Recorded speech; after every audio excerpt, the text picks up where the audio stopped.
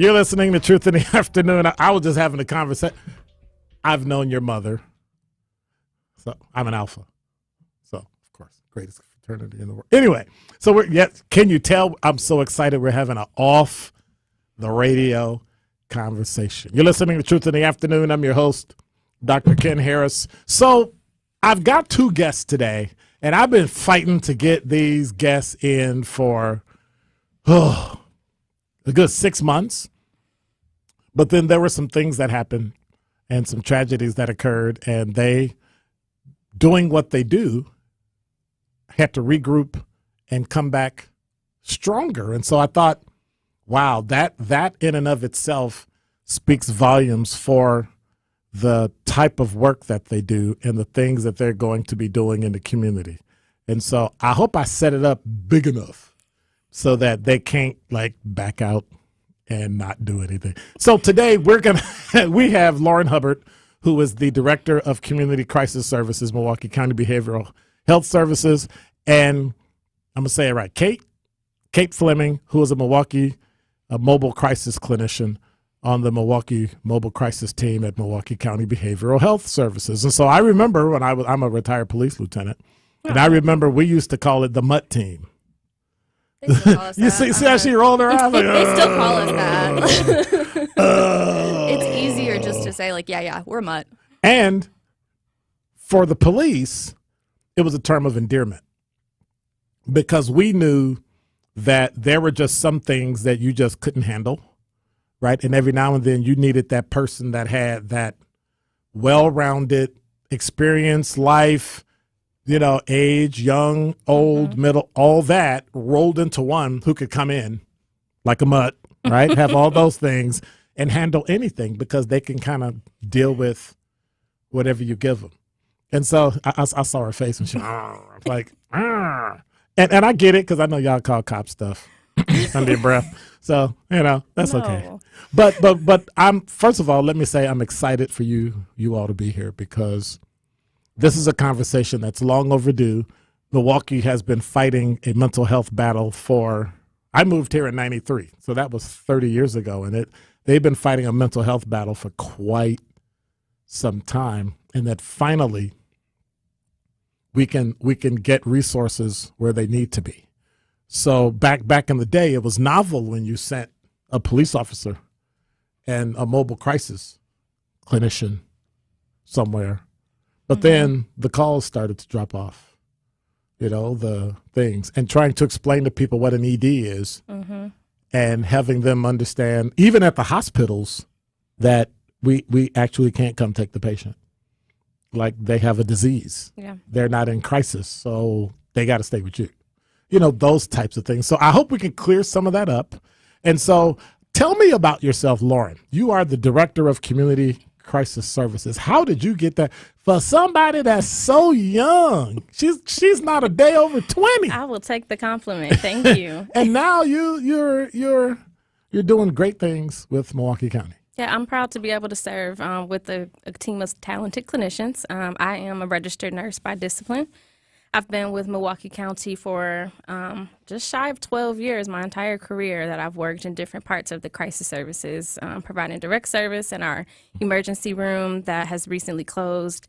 And now I'm proud to serve with the crisis mobile services for roughly the past 5 years, or just shy of that. Well, what do you mean your emergency room that recently closed? So my career started out at the mental health complex, a huge brick building out on Watertown, Plank Road in Tosa. You mean MCMH? Yes. Oh, Lord. Way back when Milwaukee County had an inpatient hospital, we had our own psychiatric emergency room. With those 72-hour holes. And wow. Yep, I was a nurse in that emergency room. Wow. Taking over those clients from officers who were conveying them out there for services. So wow. I'm transitioning now to community-based care now that Milwaukee County has navigating its way through an ongoing redesign and working to bring our services to the community so that the community does not have to come to us. Wow. And so you, Ms. Fleming, are the, I hate to call it this, but I know you are, boots on the ground. Absolutely. Where you have to go into these homes and underbrush and all kinds of places. I Everybody get to go from into all of these homes and into our community. no, you have to go because they went. Hey, the officer's going. You going with him? And she's like, I want to, and that's the difference. And I say that jokingly, but that's actually a difference that you want to go. You see the need and you recognize that there are just some things that can't get done until you do them. Mm-hmm. And so hats off to you, because I remember many that retired, around the time I did, and their main goal and their main complaint was there's nobody behind us. And so it's good to see you, Kate, young, vibrant, not a day over 20, and being able to say, this is not something I need to do. This is something I want to do. I make a conscious choice to do that. What does your job entail? Oh, man. I guess I should ask you what it doesn't entail. It's a long story. Yeah, no. I mean, the basis is we answer calls from the Milwaukee County crisis line.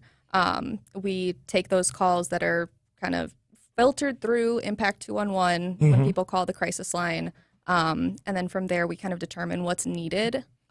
Most of the time that is going out into the community and either talking to, someone who's calling for themselves, someone who is calling for resources for someone that they know is in need and care about. Right. And sometimes it's getting a call from someone who is concerned about a loved one and the loved one's not all the way there, but we still try to give it a shot, try to engage and see if we can get them to, see if we can get them to engage in something. Right. And is it the same where, and I guess this is for you and Lauren, is it the same where the more documentation you have, the easier it is to at least be able to connect? Because many times people don't know history. They don't know, is there a history in your family of schizophrenia? Did your mom, your sister, like something where we can go, okay, we can at least start there and I have some protocol I can use to talk to them? Or is it just hit or miss? Knowledge is always power. If there's, as Kate said, a concerned loved one or an officer that's already been on the scene and has done some investigation so far and has some facts or some things to go on, that's always helpful. But it is definitely a part of the clinician's role to be able to build that rapport, be able to ask some more questions and engage the person to find out some things that may be more particular to the current situation, and then also being able to assess what may be impacting that or other factors. And so do people get upset when you start asking questions? Because I know officers will always ask, do they have a history of dementia? Do they have a history of all these things? And then we have to explain to them that, well, this is a disease. This is not a crisis, so we have to handle it in a different way. They may have to go to the emergency room to get medication versus mental health. Yeah, and a lot of the people, for the most part, that we do come in contact with do have some kind of a history of mental illness, whether it be in their own past or like a close relative with a severe and persistent mental illness. So you're right, making that interaction with the loved one as well to explain that, like, I understand that this is concerning and this in plain language can be considered dangerous because what they're doing, they're not taking care of themselves. Right. But being able to kind of explain the difference between like imminent dangerousness and being pleasantly psychotic and not actually like actively doing anything to hurt anyone or anyone else. Right. So. But you're still not taking care of yourself. Yeah, exactly. And so when we come back, I guess I'll give it to Lauren, the big one in the room. Emergency detention. Many people don't understand the criteria for emergency detention and some of the things the officers have to do, or anyone really has to do in order to say this person should be emergency detained, which is not a 72-hour hold. It's just a temporary detention. And so when we come back, I want to walk through that so that we can understand what that means and that sometimes they won't be gone long, but also how families can assist their loved ones if they're put on a hold and who they can call, what they can do, what the clinician's going to tell them when they're there, what the officer can and can't do, all those things. You're listening to Truth in the Afternoon. I'm your host, Dr. Ken Harris. My guest today, Kate Fleming. She's a Milwaukee mobile crisis clinician on the Milwaukee mobile crisis team. We got to shorten that up a bit. We just can call her Kate. And Lauren Hubbard, the director of the Community Crisis Services. See, they wrote to Milwaukee County. We got to come up with some initials because everybody has initials, right? We do have initials. Yeah. Well, see, there you go. You're listening to Truth in the Afternoon. You are listening to Truth in the Afternoon with Dr. Ken Harris on 1017 The Truth app, and 1017thetruth.com.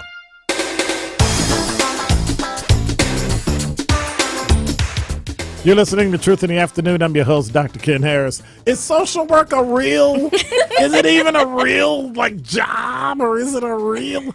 And so we were just talking off the air.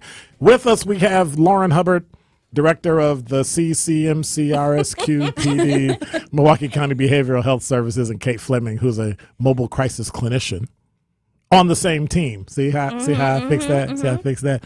And so you're a social worker, which is different from a professional counselor. Yes. So you just counselors help people know what to do. You just tell them what to do.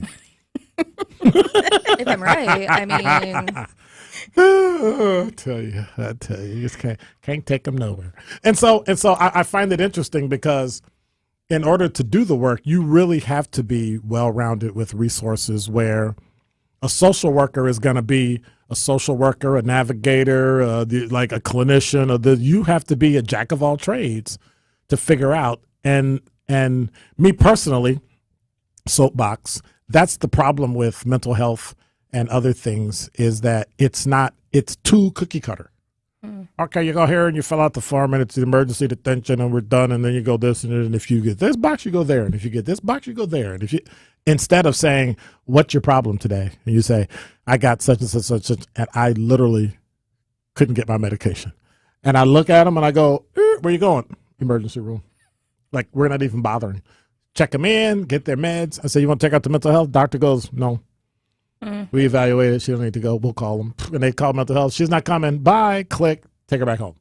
And they were like, you did all that? I'm like, but that's what's needed today. And so I'm glad to hear that you have a mobile crisis team that can actually do that.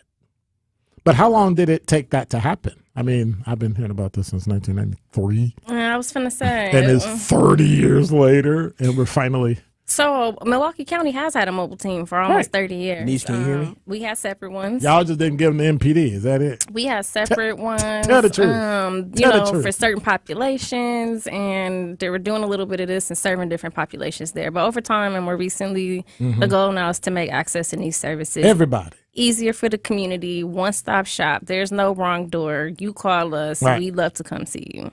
She's good.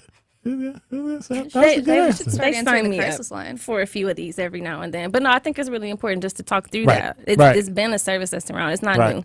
But we're shifting, we're rebranding to make things not so hard to access. And so this doesn't have to be such a quiet, kept secret that's difficult for people to navigate through. So I can call what number? Call the crisis line. Instead of 20? Call, and they get transferred to the district. Yes, and one then get sent number. over to the this. And I don't, yeah. So in emergency detention, people don't understand emergency detention, Chapter 51 in Wisconsin, where a person has to exhibit certain elements of wanting to harm themselves or others and all that. Then and only then can the police be called, or mobile, to mental health. But I don't think people understand there's a crevice or so in there where if you call and the person exhibits it, they might get a hold. Like they might be literally, and so you can't say, hey, I want to call and give them some help. Help is broad. Yeah. Right? So can you explain just what is Chapter 51 and how does that work? Oh, we missing our subject matter expert. But I'm gonna do this question some Denise, justice can you hear in me? my scope. Okay, I gotta stay on my scope. But at a high level, Chapter 51 Absolutely. is a statute in Wisconsin state law that allows for someone who is experiencing a mental health or substance use crisis to be detained. Right. only by law enforcement Correct. for a short period of time in which suspending their civil liberties is necessary to have them evaluated to figure out whether or not forcing mental health treatment is required to keep them safe.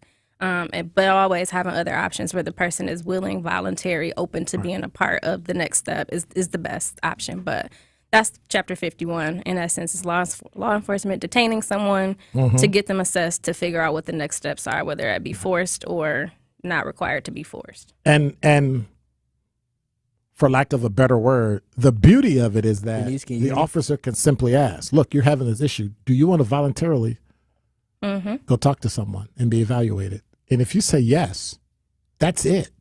Here you go. They'll even give you a ride. Hey, here. And they're done, right? Yeah. Okay. They'll still Keep talking for me, okay? and if the doctor requests it, they will still fill out a Chapter 51 form just in case.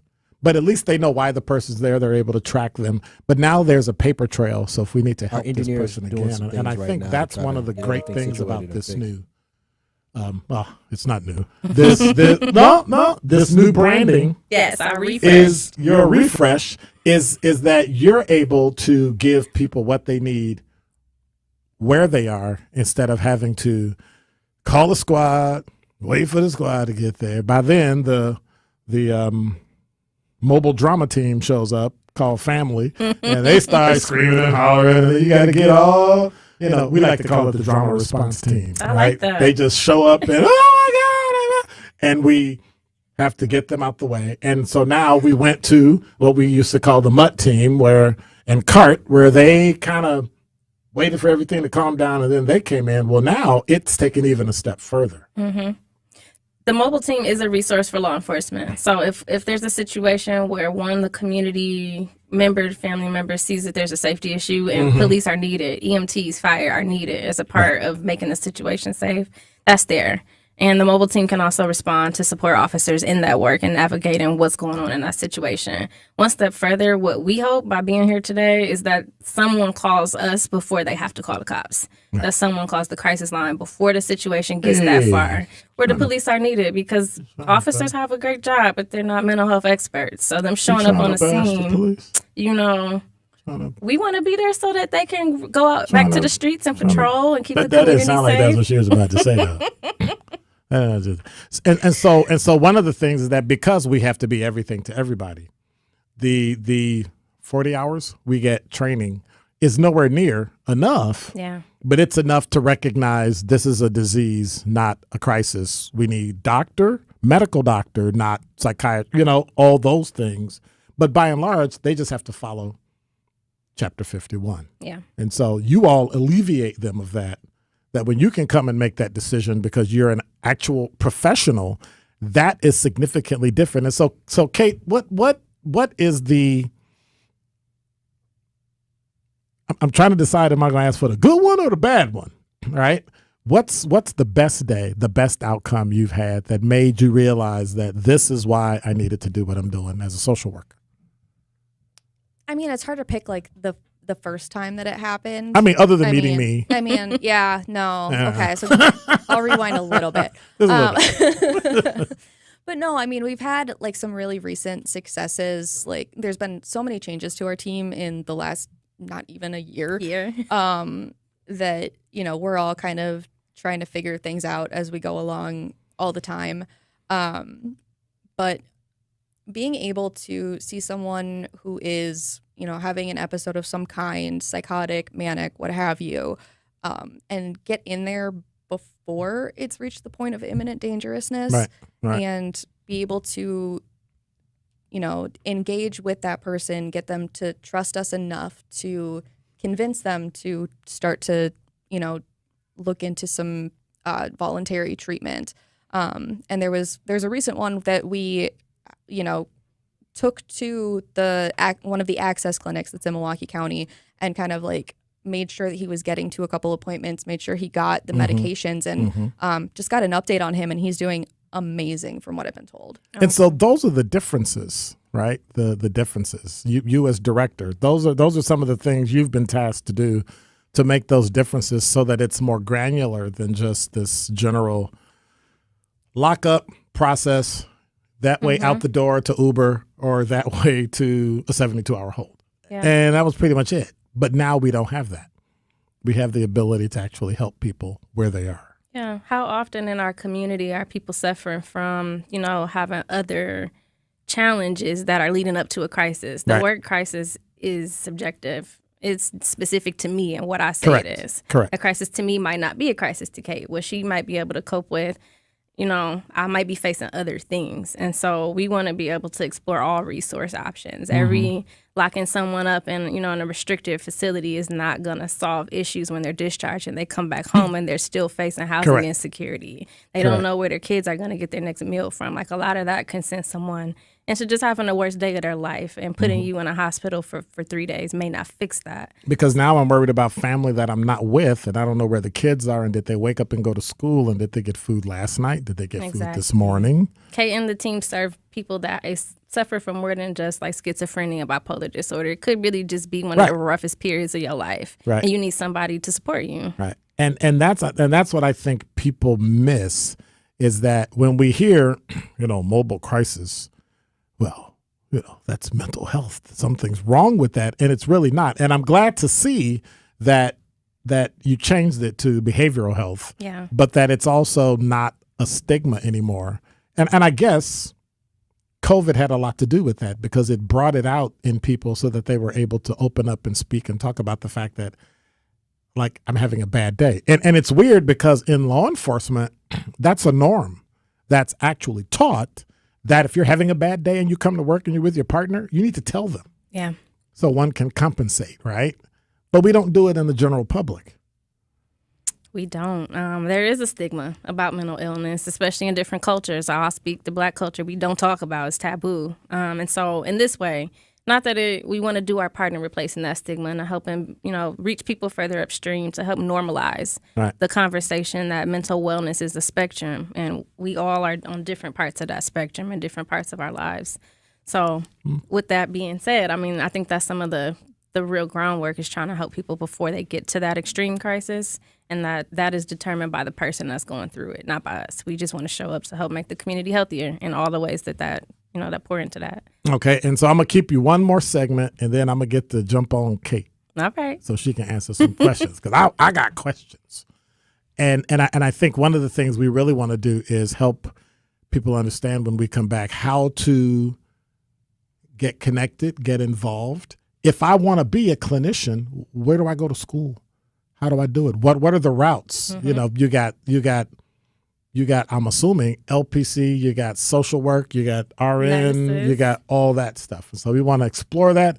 And maybe some of these folks can get their kids to say, hey, you might want to get in line and have a very nice career in helping others. Yeah. All right. Lauren Hubbard is Director of Community Crisis Services, and Kate Fleming, Milwaukee Mobile Crisis Clinician. You're listening to Truth in the Afternoon. More of Truth in the Afternoon with Dr. Ken Harris is next on 1017 The Truth app, and 1017thetruth.com.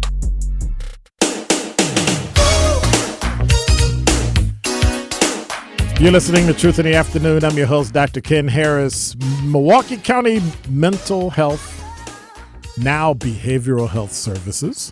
Lauren Hubbard, Director of Community Crisis Services, and Kate Fleming, my mobile boots on the ground, the mobile crisis clinician. She's a social worker, and why would you want to be a social worker? Anyway, a social worker that I've been teasing.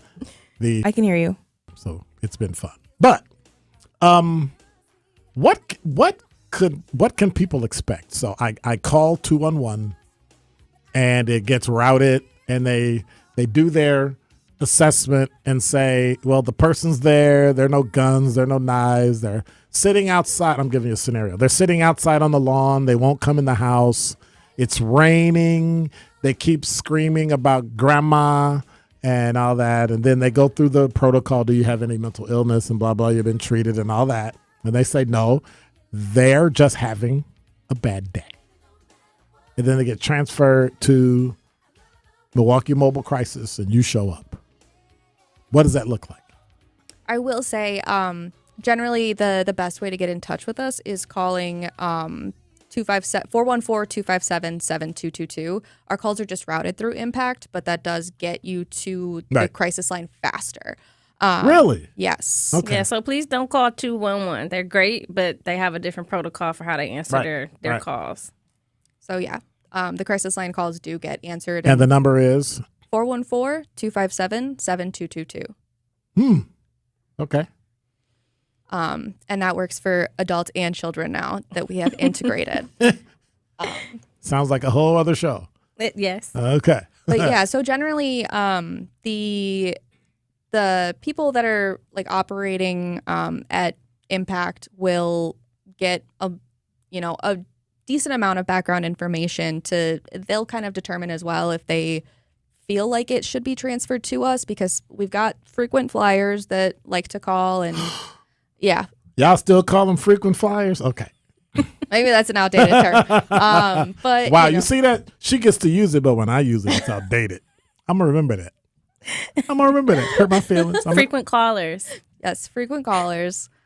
So sometimes the operators there will, do their best to handle that call to the best of their ability. Sometimes, that person's having a really, really bad day and they do get it over to us. Once it's over to us, they'll give us a warm handoff of what's going on, what's the callback number, just some, the demographic information that we need to know, and then they'll transfer it and they'll drop off. And then from there, we'll kind of just recap, make sure that we have the story straight, just getting it, right from the horse's mouth to make sure that we're, even talking to the same person. Exactly. Yeah. Well, and sometimes you'll get on the line and there's like 3 people talking in the background and you're not sure, like, who's mom, who's grandma, who's a girlfriend. Yeah. Like, there's a lot of stuff. But then... Hello, Denise, hello? Okay. For voluntary service. So do you think that they would be willing to speak with a team of clinicians if we came out? And sometimes the answer is like, I don't know, you could try. Sometimes the answer is, oh, no way. And sometimes the answer is, yeah, of course, I already asked them and they want to come out, or they want you to come out.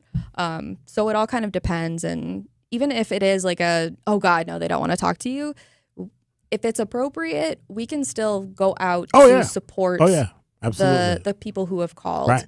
And give them the information, support, where to go, the resources, where to call. And sometimes it's not an emergency detention, but sometimes there is, grounds for maybe a 3-party petition, depending on what their behaviors have been in the last 60 days. So, and many times, I guess that people have no idea what they can do in terms of resources. Yeah. What kind of resources does the community crisis services offer people that aren't in ED or aren't going to the hospital? There's so many options. That people don't know about, and if we continue to provide this education, can get to it before the crisis is at the point of considering being detained. But we do offer through Milwaukee County our crisis walk-in clinics, which we call access clinics. They're currently and strategically co-located with community health centers to help not only serve people strategic locations in the community, but also to help connect people with physical health care. So we have a access clinic on 16th and National where we partner with 16th Street Community Health Center. We have one on 2nd and Capitol that's co-located inside of Outreach Community Health Center. We also have recently opened this year one on the northwest side that is in partnership with Milwaukee Health Services off of 82nd and Silver Spring. Right. So again, we closed our building out in Wauwatosa. We're strategically putting physical locations that people can walk in to get assessed by a clinician, same day, next day access to prescribers if that's needed. They also have persons with lived experience in those clinics. We can also help connect people to care coordination, case managers, supporting people with lived experience partners that can help use their experience to support them in their own recovery or path to recovery. We have some residential options as well. If people need a respite, a few days out of the situation that they're in, to talk to someone, start getting recovery and treatment, underway. At our crisis resource centers that have 3 locations: north side, south side, west side. As well as 2 crisis stabilization houses, which is a step down if you're coming from a hospital, or it could be a diversion. Maybe you don't need inpatient, but you need to be somewhere where you can have that support. So that's a snippet of our adult crisis services. We also have a wide array of services like that for our children, having crisis stabilizers and care coordination services, and also ancillary things that could be therapeutic that are not therapy and medications. We have folks who are enrolled and they do equine therapy. They do Reiki. Am I saying that right? Reiki. Thank you. Reiki. Acupunctures, all different types of things through our different programs that the mobile team could be the first stop for being able to review what those are. So how do I do you? I want to be an RN and work in mental health. How do you be me? We are, well, the posting isn't up right now, but it will be by next week, hiring registered nurses who have associate's or bachelor's degrees. Okay. Preferably with 1 to 3 years of experience in some sort of behavioral health or crisis setting or a related setting. So for nurses, we do all of our clinical work before we graduate. So we already come out with our hours. Right. Become a registered nurse with the state of Wisconsin. And we prefer for our staff to be able to drive because we come to the people that we're serving instead of them coming to us. So basically for nurses, it's just graduating with one of those undergrad degrees and having your license as a registered nurse. And comply online at mkemobilecrisiscareers.com. All right. And so how'd you even become a social worker? Like you went to school and had to do a bazillion hours or is that something that if I know that that's my calling, how do I do that? I mean, in fairness, I was super interested in abnormal psychology. Right. That's kind of how I ended up in any of this. I was going to UW Milwaukee. I was going to major in psychology, and my mom's like, yeah, that's fine, but you need a double major in social work. And I'm like, why? She's like, so you can get a job right out of school. So You mean a job Mom. while you're working that they're trying to pull you out of school? yeah, Right? pretty much. And so I ended up like, UW Milwaukee is weird. They make you have your first declared major be social work if you're going to double major. Right. So I just dropped psychology altogether and just stuck with the one and kind of hit the ground running with it. I was able to do a field placement my senior year of undergrad at Autumn West Safe Haven. So working with like homeless people who are chronically homeless, usually with severe and persistent mental illnesses as well. And then I was working in the community as a case manager while I also got my master's degree in social work. For me, because I had my bachelor's in social work, it was only a 1-year master's program. Right. And then from there, I had to apply for and take the test for APSW, Advanced Practice Social Work. And then I had to get 3,000 hours and then apply and then take the LCSW and then pass that. But you can be on the mobile team with an APSW. So in other words, there's no reason why if you want to really enter that field that they have multiple ways to get in and to work with behavioral health. You can be an RN, you can be a social worker, you can have you can start the process and while you're doing it still help people in the community. Yeah. All right. So how do we get in contact with if I'm having a crisis or I want to get in touch to try to find out about careers? If you are having a crisis, think you might be having a crisis, unsure about what a crisis is, please call the Milwaukee County Crisis Line at 414-257-7222. If you are a social worker, therapist, counselor, nurse, thinking about that career path, please visit mkemobilecrisiscareers.com. That's our recruitment landing page. It gives you a little bit more information about what the role is. It has some testimonials from some of our current clinicians, and it also gives you the direct link to apply. All right. Well, thank you so much. It was a pleasure having you. Lauren Hubbard, the Director of Community Crisis Services for Milwaukee County Behavioral Health Services, and Kate Fleming, Milwaukee Mobile Crisis Clinician. I'm going to get her some letters. Can I buy you some vowels? On the Milwaukee Mobile Crisis Team. And I want to say thank you for the work you do because I know it's tough some days, and I'm sure you go home with a lot of tears in your eyes some days, but you wake up and come back the next day. Yeah, absolutely. And thank you for letting me come here and talk about what I do every day. We appreciate it. Milwaukee County Behavioral Health Services. You're listening to Truth in the Afternoon. I'm your host, Dr. Ken Harris. When we come back, Top 5 at 5. Do you hear me in your headset? Listening to Truth in the Afternoon with Dr. Ken Harris on 1017 The Truth app, and 1017thetruth.com.